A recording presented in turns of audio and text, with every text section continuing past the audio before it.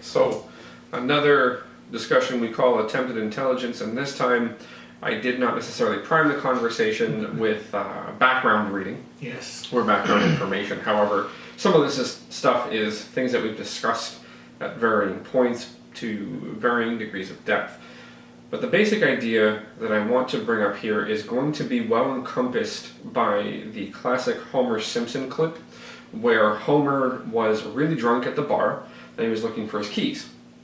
And he essentially said to himself, "No, Homer, you can't drive, you're drunk.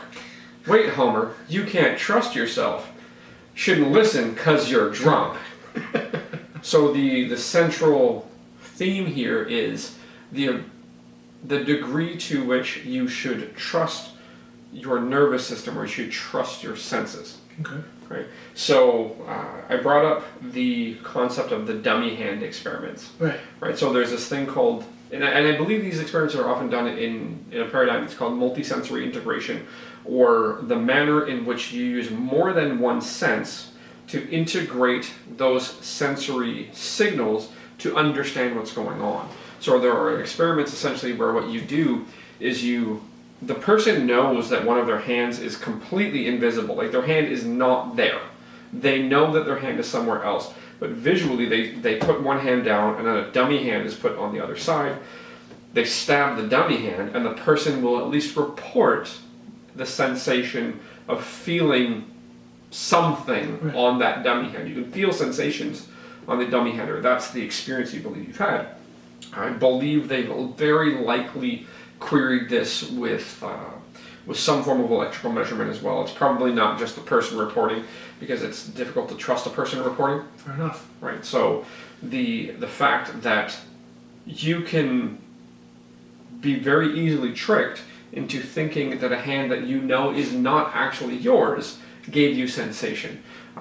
You've heard of phantom limb pain. So after amputation, people will have pain in the amputated limb. I don't know that it's exactly the same sensation. It's not necessarily the same sensation, but it's a sensation that somebody will experience that objectively doesn't correspond to what they think it is. I don't know how it's set up, but would the phantom pain be different in the sense that there's a dummy hand where it's not connected to you at all, versus the phantom pain where there's nerves that are actually there, but they're been cut off? My understanding is that that's some of it. The nerves are attempting to synapse to a place that used to exist, and the brain still has it represented on the sensory homunculus. So in your sensory areas, and your sensory motor areas, and your motor areas, essentially there's this thing called a homunculus, which is a representation of the body. Right. If you see it drawn, right, the sensory homunculus, the lips and the fingertips, and I believe the feet are highly, like they're oversized. Exaggerated, yeah. They're exaggerated because their 2-point discrimination is higher, so there are more nerve endings in those areas because they're more sensitive. Right. It's not, maybe more sensitive isn't the best way to put it, but there's finer discrimination. Okay. Right? So if I poked you in 2 separate spots on your lip, right, you'd be able to accurately identify it. So I told you to close your eyes, and then I poked you and I had you, like, basically I left a mark. You'd be able to point to it. Same thing in your hand. The further up we go on your forearm, your 2-point discrimination, your ability to identify accurately where it occurred, reduces. So essentially what you have is neurological firing from any sensory nerve that goes to a corresponding area in the brain that understands where that neurological sensation came from. Okay. But it doesn't necessarily know what caused it. It just knows that it fired. Okay, so it just happened. It just happened. Okay. That's essentially what that initial synapse in the brain knows. It knows it happened like it happened here. Right. That's what it knows. It doesn't know what happened there. It knows that something happened and it fired. So earlier on in life, if you're lacking information, it's all confusing, you don't know what it is, you have no previous experience to draw on. Over time, when you consistently have the same sensation, you have memory to draw on. So your memory would essentially suggest to you, when I feel this is what it is. So there's a video that's been out for quite a while, I believe it's a TED Talk, where a gentleman, he's a neuroscientist, I believe he's Australian, he may be from New Zealand, I'm not sure, talks about, he's got this really nice setup where he's like, I was walking through the bush and all manly in my loincloth, and you know, I've done this so many times and nothing bothers me, and I feel a twig poke me in the ankle. And I think nothing of it because I'm a manly man, and within seconds, I'm face down in a river. Right? Because that thing that he classified based on sensation as a twig poking him in the ankle. Could be like a scorpion or something. It was a snake. Okay. It was a poisonous snake. He managed to essentially receive medical attention fast enough that the antivenom was useful. He's fully functional, no issues. He's like, now I'm walking through the bush a little bit less confident, and now a twig pokes me, and I jump in pain, I grab my ankle, and I think I'm dying. Right. But it was actually a twig. I can figure out that it was a twig. There's no snake. There's no hole in my leg. I'm not bleeding. Right. So the idea that we are drawing on past experience to interpret a sensation becomes a very interesting thing, because that's the place that we can essentially have what may, for lack of a better term, be called a hallucination, right? So believing that something occurred that didn't occur, right. or having a sense that it occurred when it didn't actually physically occur. And so there's another phenomenon that's very interesting, which is called motor imagery. Okay. Right. So you've heard about. Have you been in sporting situations where people told you to visualize Yes. the play? Yes. Right. One of the things that seems to occur there is when you're visualizing the play, depending on how you as an individual do that or how you as an individual take that, is when you think about physical actions, your motor nerves will fire. Rock climbing. Rock climbing, sure. When you're visiting the wall, you're like, okay, it's left and it's right, and you're moving. Yeah. And you understand how to do that because you've practiced it before, so you can predict the movements on the route. Right. So you look at how they're set up, how the holes are set up, and you understand how you manipulate yourself, or at least you're making the prediction. Right. Because you developed that skill. Right. But the idea is that the motor neurons, the neurons that would make a muscle twitch, they fire, but nothing happens. So motor observation is another thing. So you have this phenomena, or motor imagery. There's also action observation. So when you're watching somebody do something, your motor nerves may be firing in mimicry. Right? There's these interesting phenomena. So you can make the nerves fire and create no action. All right. Right? So a similar phenomena, if we're talking about that, and then we're talking about the dummy hand, and we're talking about the gentleman who got bit by a snake and thought it was a twig, and then he got poked by a twig and thought it was a snake, right? Because he's drawing on past experiences. Let's just say you wake up, and right upon waking, you have a sensation in your abdomen or a sensation in what you believe is the region of your stomach. Okay. Our stomachs are not always in the place that we think they are, Uh-huh. so our ability to sense our organs is very, very, very minimal, unless something's really, really, really wrong. Okay. Because your organs are smooth muscle and they're always wiggling and shaking. So an area that you're going to call stomach. Okay. And we'll classify that in language as buzz. That's the sensation of it. We're going to classify it that way because we need some representation for the example. Okay. Right? So you wake up in the morning, first thing you wake up, buzz, in the area that you classify as your stomach. What would you think that is? For me specifically, it's usually thirst. Okay? Yeah. Sure. There you go. I would predict that most people would call it hunger, but hey, it's my prediction. I asked for yours, you gave it to me. Fantastic. 10 a.m., you're at work, right? Somebody comes into the room and you hate their guts, and the same sensation, the classification of buzz has happened. The exact same as before. The exact same physical sensation, the exact same neural firing pattern occurs that we happen to call buzz, occurs in your stomach in the presence of this person whose guts you hate. What might you call that? Or what would you predict that you would call that? I might call that frustration or anger, like there's just a pit in my stomach type of thing. Yeah. But it's the same sensation as thirst for you.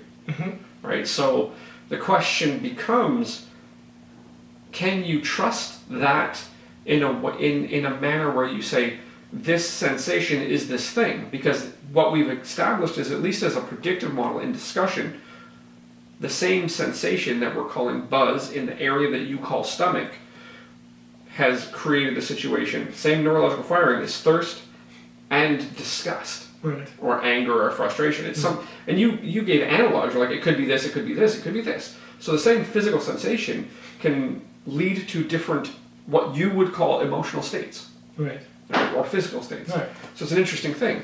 So this leads to a concept that's called embodied cognition. Embodied cognition essentially suggests that we don't necessarily only think in our brains, that we think with the sensory data and the motor data. So we're able to fire motor neurons. So when we're recalling an experience, you're recalling an experience of hitting a difficult shot in basketball.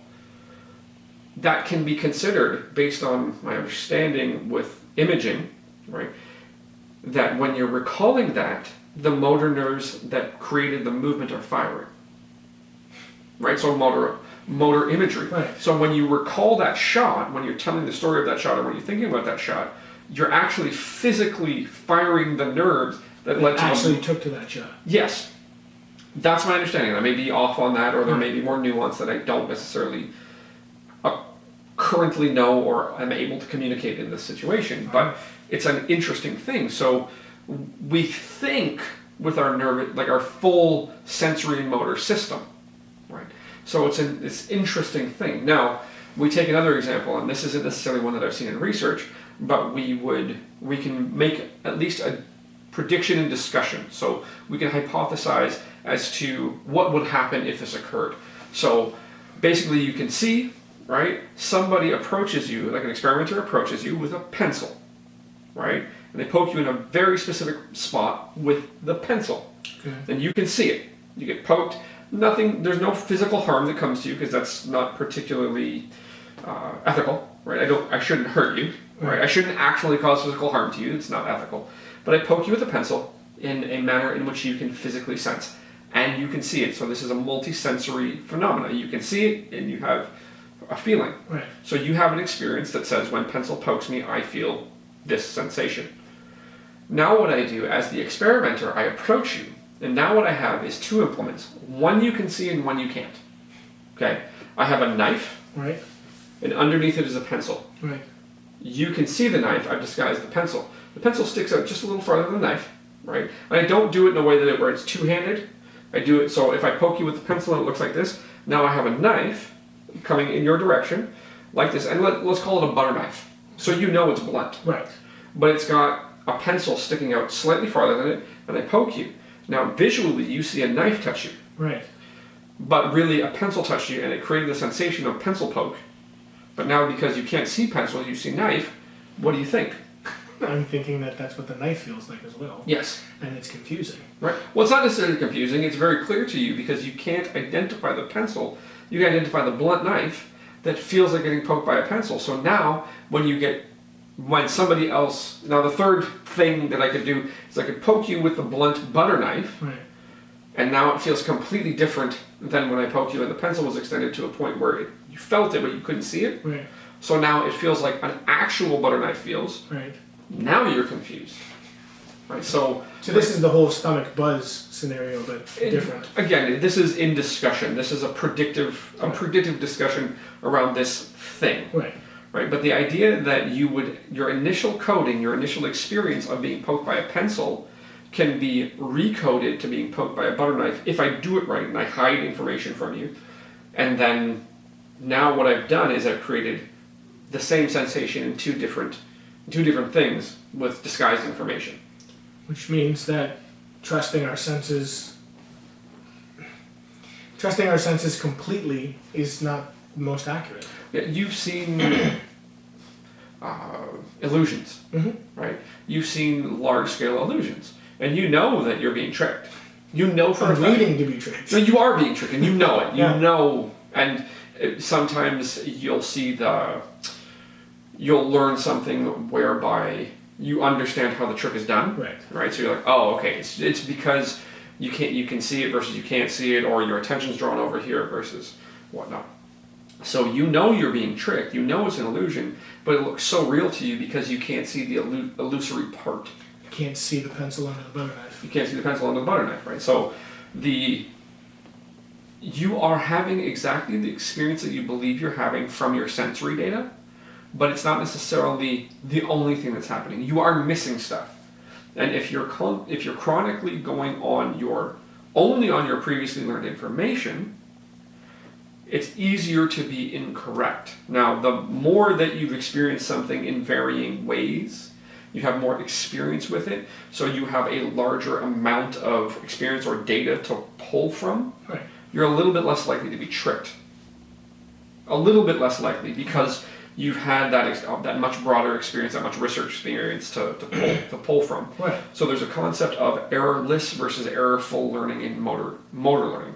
So errorless learning is we create a motor task where from the first time to the last time that you perform it, you never fail. It is at an appropriate level of difficulty where you succeed every time. Now, if I take you out of that, and I ask you to do the same task, and I change the context a little bit, and you're not guaranteed success, and you fail on a trial, and then you go after the subsequent trial, you have never experienced failure, right? So you may have a harder time adjusting to the new set of circumstances.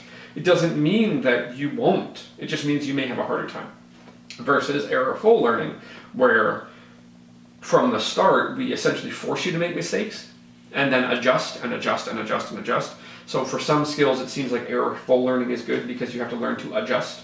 And other skills, errorless learning seems to be better because you want to succeed. Only on certain scenarios. Yeah. Now the thing with errorful learning is that you need to have some success, otherwise you don't learn. I was going to say. Right? Because you don't learn how to succeed. So it needs to be varied. It's an interesting set of phenomena because it depends on the task. Right. It depends on the motor task being learned. But if you always think it's going to go one way, when it goes another way, you have a problem with it because your prediction is that it's always going to be this way. And is that, if we're talking about the nervous system and the way that our bodies react, are we talking about the way that my body's going to predict that outcome? It's not the body that necessarily predicts the outcome; it's the brain.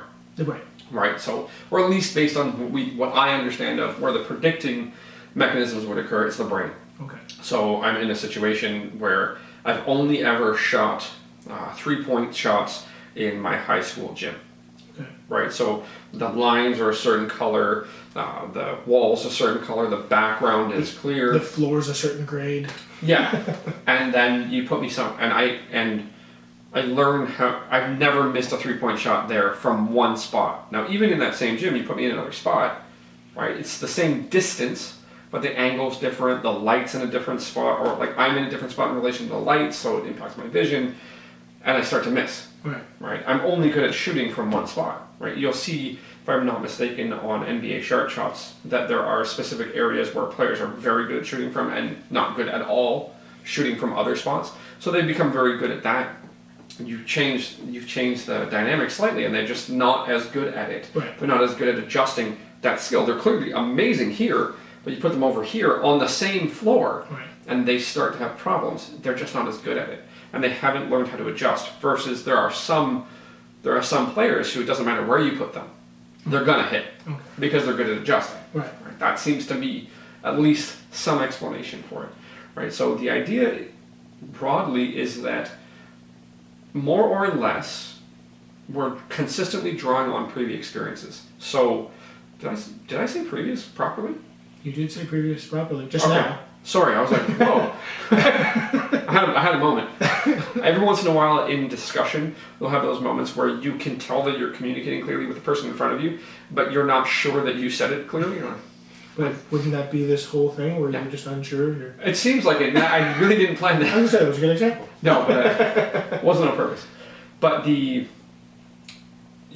have sensory data that you interpret at point 1, sensory data that you interpret at point 2, and if they match well, then you've got something to build on, right? So depending on how many times you've had the sensory data that has been this thing, you're more and more confident that it's that thing. So the longer you're confident that it's that thing, the less likely you may be to believe it could be something else.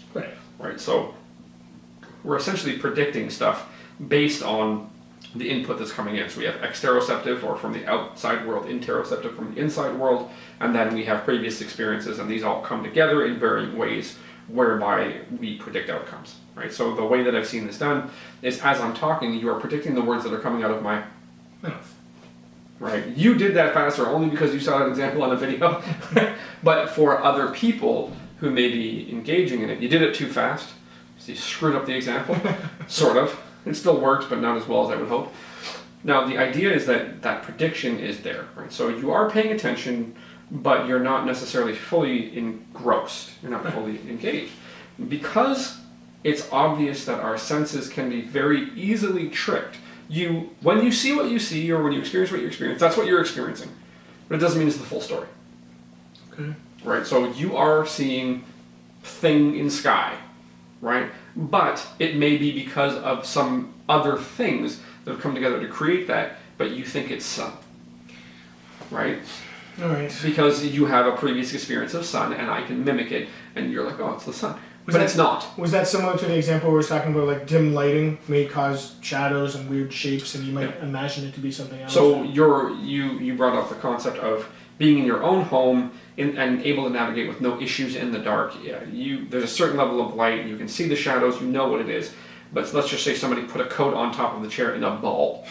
Right? Now that becomes something completely different. You don't know what it is. When you don't know what it is in the dark, how do you usually respond? Well, I'm usually hesitant. I'm going to be fearful of it. Fearful because you can't predict what it is, so it could be something that could harm you. You don't know, right? But really, it's just a coat. If you flip the light on, you're like, oh, okay, it's a coat, right? But that sensation that you'll have that relates to how you feel fear, right? Yeah. Now, because we are aware that we can easily be manipulated without a lot of work with our sensory systems. It brings me to my professional experience as an osteopathic manual practitioner.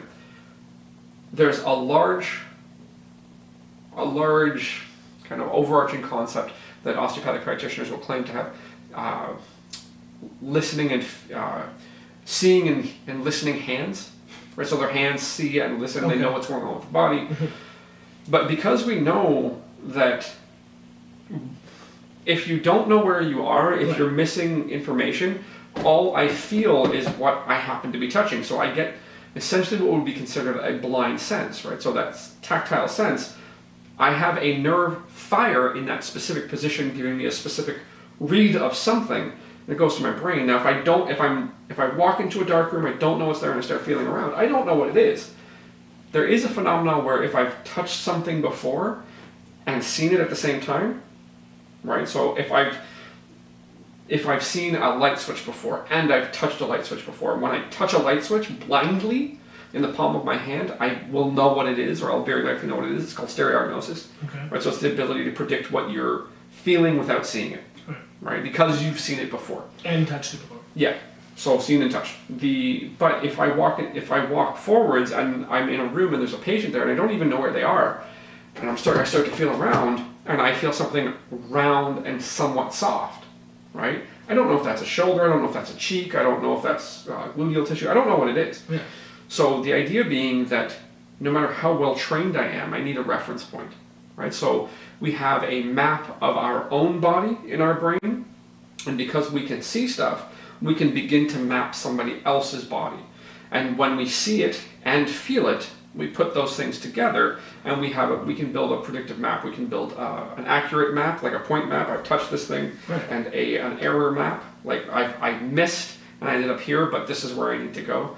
So you can do that as well. But the idea being that for me to confidently say that as I'm palpating something that I can't see, so I'm palpating under a body, and I can't absolutely see it, I know what's there. I've got a map in my brain that I've built before through understanding anatomy and through understanding maybe this individual person, but I can't say for sure this is what it is.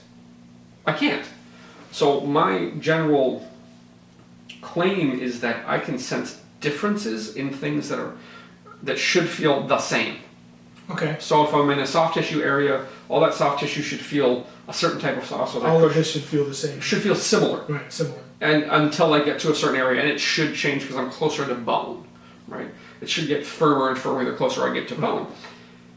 But as I'm pushing in, where it should feel soft and it feels firm, I can sense the difference between the region, They can't say that it's this thing, it's this muscle, it's because of this, it's because your grandmother insulted you on your second birthday that this tissue. I don't know. Right. The aim of having this discussion, again, to come back to Homer, oh, Homer, it's okay, like, you shouldn't drive, you're too drunk. Wait, you're drunk, you shouldn't trust yourself. You're fine to drive, right? So that tension in knowing that your nervous system is useful, it's very accurate, but it's not very difficult to fool. Right. It's not difficult to fool. Right. And if you have previous experiences that are very strong, they can blind you to the new thing. So the idea of inability or difficulty forgetting previous knowledge in a novel situation. That links back, right? Right. So these things seem to map well over each other. They have a Venn diagram and they start to overlap. But professionally, I should trust my senses because I've done a lot of things and I've experienced a lot of different individuals that I've worked with that have given me a broad data set. But I walk into it with what I, again, call the appropriate level of uncertainty because I can be fooled with ease. Right. I know that I can be fooled. Just understanding that. My nervous system is built to sense what it believes it senses and integrate to make a choice. But my choice can very easily be wrong. So I tend to focus on things that are different than their surrounding area in an unexpected way, right? Because I know that I can be fooled. So again, the primary deal being there's a lot of these interesting neurological phenomena where we're taking things that we sense from inside ourselves, things we sense from outside ourselves, and previous experience and melding them together to make a prediction. But if we don't have the proper information for the situation, our prediction can very easily be wrong. Now, if our prediction can be easily be wrong and we've never learned from error, we'll have a harder time in the novel situation. The error-full learning paradigm that we've talked about before seems to be preparation for future learning. So I'm purposely going to make you fail, right? And then I'm going to tell you how to do it, and then you're going to see the difference between where you started, what actually works, and then you're going to be able to make better predictions maybe in the future. But you have to have the skills to do that. So far transfer shows up more in experts than in novices. The experts have a larger data set and more failure to pull from. Okay. Right. So just the more experience is going to give them more data in their toolbox. Yeah, more failure, more success. Right. And again, it reinforces, unfortunately for me, the concept of having the appropriate level of uncertainty, saying, I think I'm on the right track, but it's very easy for me to be wrong. So let's work on this, and when it becomes obvious that what I've previously known isn't working here, we need to start to figure this out.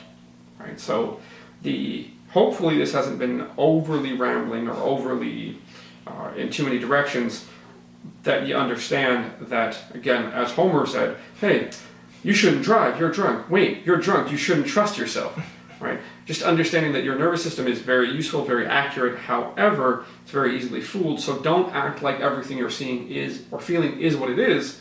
Maybe understand that it's most likely what it is, but it could be something else.